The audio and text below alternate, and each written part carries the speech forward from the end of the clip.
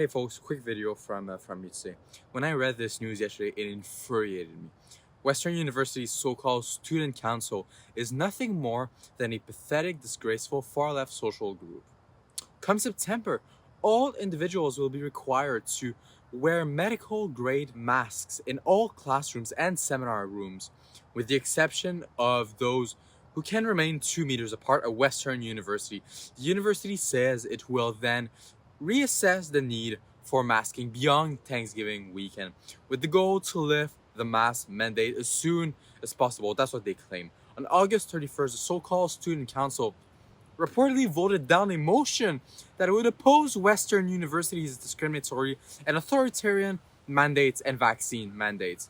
Mandates that were implemented in a coercive manner after students had gotten ready to begin their semester and had their mind set on studying at Western University, not knowing they would be forced and coerced to receive a third vaccine dose.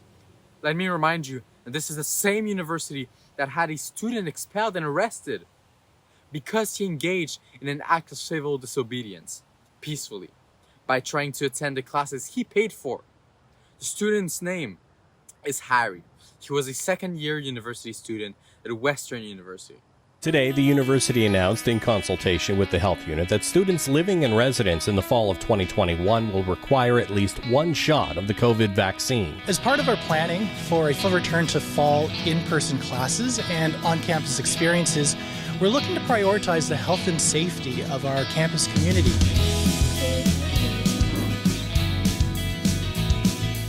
It was only until I started removing my mask in the classroom that they decided that they needed to post special constables outside my classroom to prohibit me from entering the classes that I was required to attend and that I had paid for. Now, it's one thing for the university to take irrational and discriminatory decisions.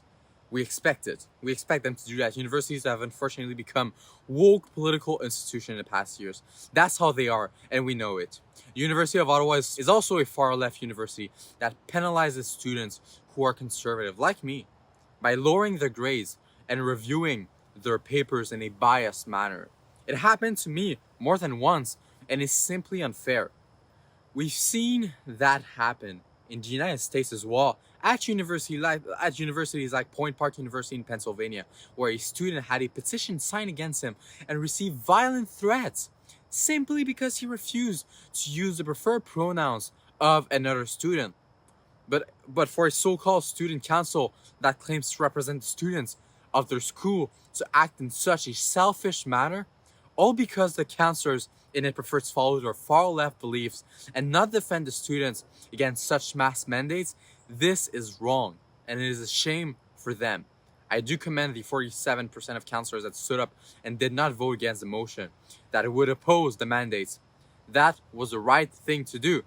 To the other ones, the 53% that voted down this motion, you're just proving all of us conservatives right, that you have turned your student council into a far-left political social club, and you should resign now. Western students now, knowing that your student council club will not fight for you, here's what you have to do if you want things to actually change at Western University. The Democracy Fund is a registered Canadian charity with extraordinary lawyers. They will legally fight back against Western University's mandate. To help them fight back, visit noforceboosters.com. For Rebel News, this was William Diaz. Once again, you cannot expect your student council or your student union here in Canada to fight for your rights because they're all political clubs. So if you want to fight for your rights, if you want to fight against these discriminatory authoritarian mandates, go to noforceboosters.com, and there you can help TDFs fight against the university.